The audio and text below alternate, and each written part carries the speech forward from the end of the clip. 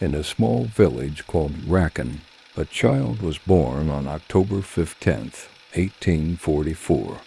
The son of a Lutheran minister, he was destined to follow the path of faith. But life was short-lived. At the age of 5, his father died, and a year later, his younger brother, a child surrounded by death, living only among women, mother, sister, grandmother, aunts. A deadly stillness and a long silence. That child was Nietzsche.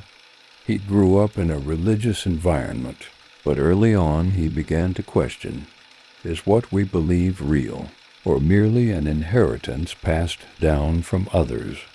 He entered the world of science and rose to prominence with astonishing speed.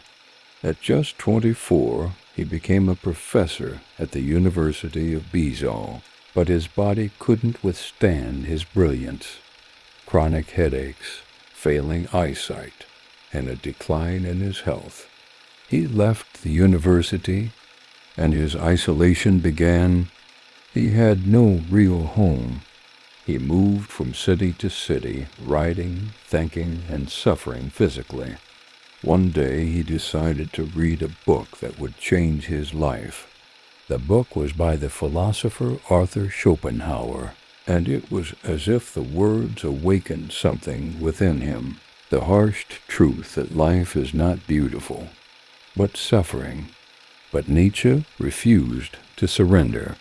He decided to confront this truth, not to drown in it.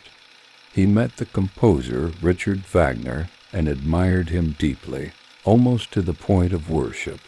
Over time, Wagner changed, becoming more nationalist and more attached to Christianity. This is where the explosion occurred. Nietzsche could not tolerate this, so he broke off the relationship and began attacking him mercilessly. In his book, The Gay Science Asterisk, he wrote a sentence that shook the world. God is dead. And we killed him. He didn't mean a literal killing, but rather that modern man no longer truly believed, and that old values were collapsing. The problem wasn't the death of God, but the void he would leave behind. Nietzsche didn't stop at criticism. He proposed a provocative alternative, the Bermensch Superman, a human being who doesn't follow the herd, who doesn't need religion or society to define his values, but creates them himself. He said, there must be something in man that surpasses him. Nietzsche saw morality as anything but innocent.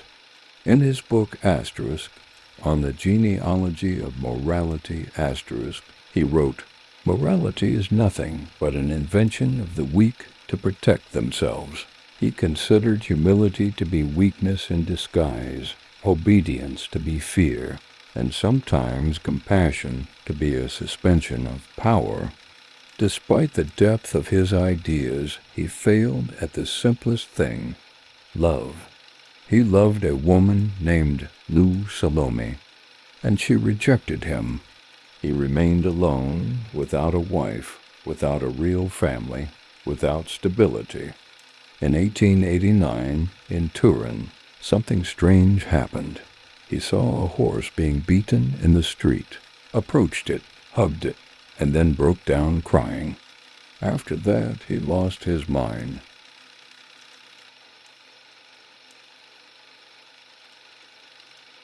He spent the last 11 years of his life almost unconscious, under the care of his sister, who would later distort his thinking.